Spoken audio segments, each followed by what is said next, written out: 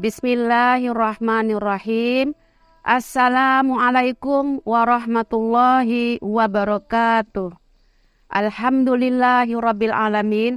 Wassalatu wassalamu ala asyrafil anbiya wal mursalin wa alihi washabbihi ajmain. Amma ba'd. Syukur alhamdulillah kita sudah sampai di Ramadan yang penuh berkah ini, Ramadan yang penuh kemuliaan, dan Ramadan yang penuh pengampunan.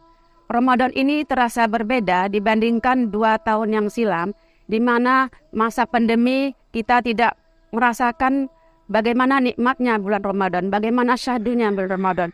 Tapi tahun ini terasa sangat syahdu. Salawat dan salam kita haturkan ke junjungan Nabi besar Muhammad SAW. Semoga kita mendapatkan syafaatnya di yaumul nanti. Amin, amin ya rabbal alamin. Pemirsa Nuransa yang dirahmati Allah Subhanahu wa Ta'ala, izinkan kami menyampaikan kultum yang kami ambil judulnya Keutamaan Membaca Al-Quran di Bulan Ramadan. Seperti kita ketahui bahwasanya bulan Ramadan itu disebut juga dengan bulannya Al-Quran. Mengapa dikatakan bulannya Al-Quran? Karena di bulan Ramadan turunnya Al-Quran.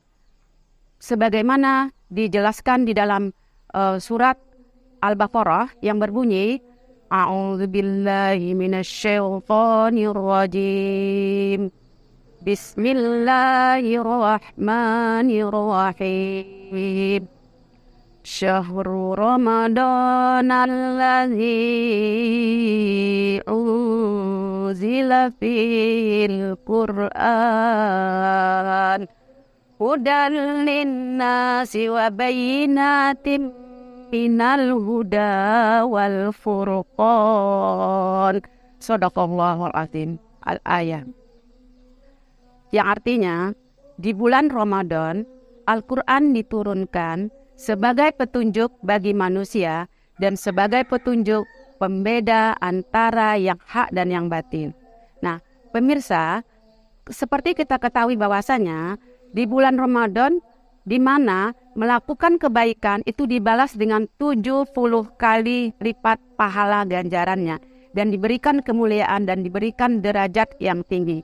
Nah, apatah lagi dalam hal ini membaca Al-Quran. Membaca Al-Quran di dalam bulan Ramadan, satu kali saja kita membaca Al-Quran, satu huruf itu diberi kelipatannya 10 kebaikan.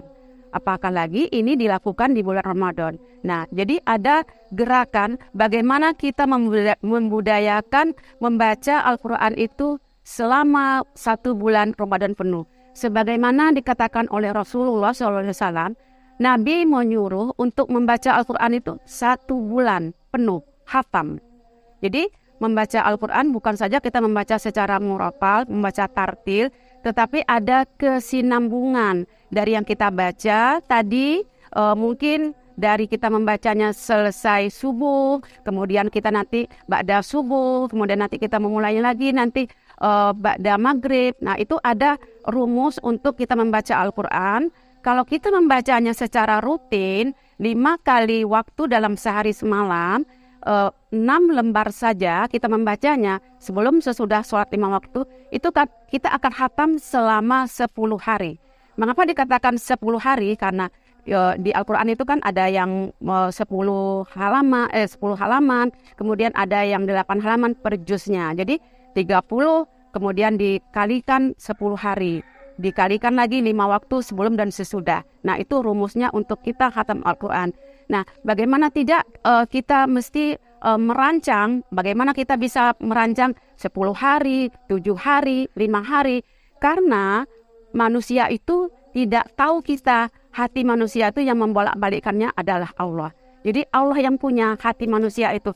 Terkadang hari ini kita rasanya kita enjoy betul membaca Al-Quran. Nikmat sekali membaca Al-Quran. Tiba saatnya kita direpotkan urusan dunia yang memang sebenarnya betul kita hidup di dunia ini. Nah, ketika itulah kita perlu untuk selalu di hati Al-Quran itu. Jadi kalau kita sempat baca Al-Quran, kalau perlu hantam baca Al-Qurannya itu. Seberapapun.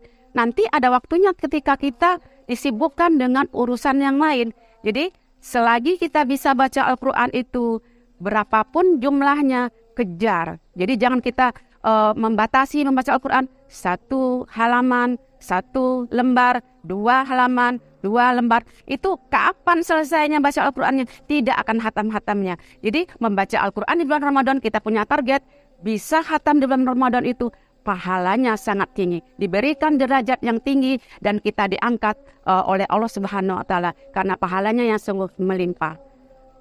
Dan saya juga berpesan untuk generasi muda kita, sempatkanlah membaca Al-Quran karena Al-Quran itu sebagai petunjuk kita, petunjuk hidup manusia. Kalau kita lari dari petunjuk manusia, bagaimana kita akan selamat dari dunia ini, akan menuju akhirat nanti. Mungkin itu saja yang bisa kami sampaikan. Lebih dan kurang saya mohon ampun kepada Allah Subhanahu wa Ta'ala. Wallahu muwaffiq ila al-waqmu thariq. Assalamualaikum warahmatullahi wabarakatuh.